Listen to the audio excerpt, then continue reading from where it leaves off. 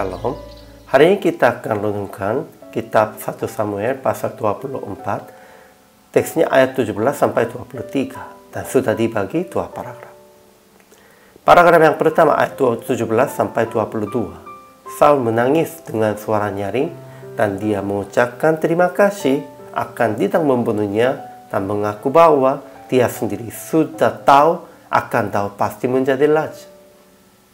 Paragraf kedua ayat 23. Daud bersumpah yang tidak akan melenyapkan keturunan Saul dan tidak akan menghapuskan namanya dari kaum keluarganya.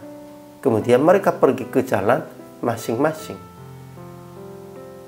Kesimpulannya, setelah Daud menyampaikan perkataan itu kepada Saul, Saul menangis dengan suara nyaring dan ia mengucapkan terima kasih atas tidak membunuhnya dan mengaku bahwa dia sendiri sudah tahu akan Daud pasti menjadi raja dan memohon bersumpah yang tidak akan melenyapkan keturunan Saul dan tidak akan menghapuskan namanya dari kaum keluarganya.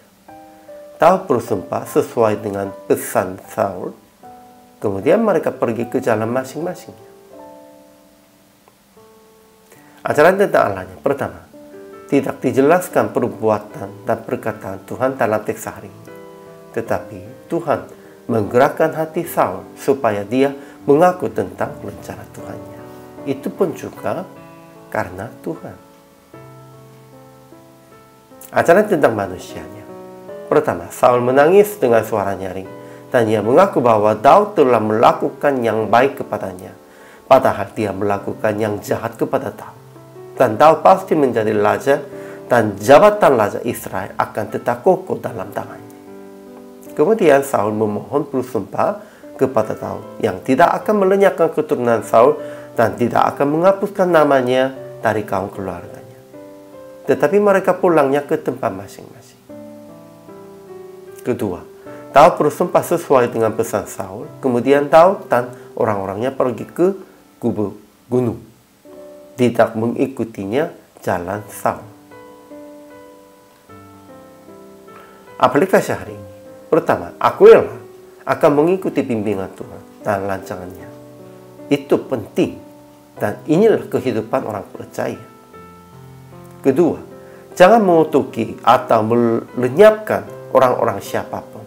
Tetap menghargai semua orang sekalipun mereka telah melawan Anda. Karena itulah Tuhan mengasihinya. Sepertinya Tuhan urapi raja-rajanya begitu. Ketiga, jangan berpikir bahwa orang yang jahat sudah berubah secara total.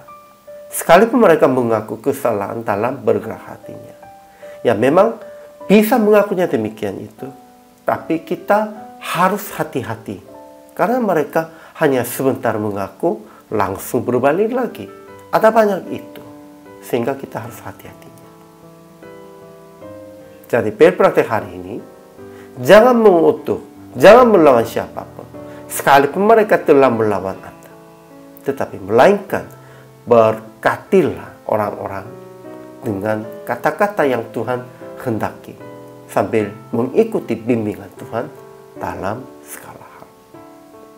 Inilah kehidupan orang percaya. Dan inilah kewajiban bagi hamba Tuhan. Hari ini juga selama melayani, Tuhan Yesus memberkati.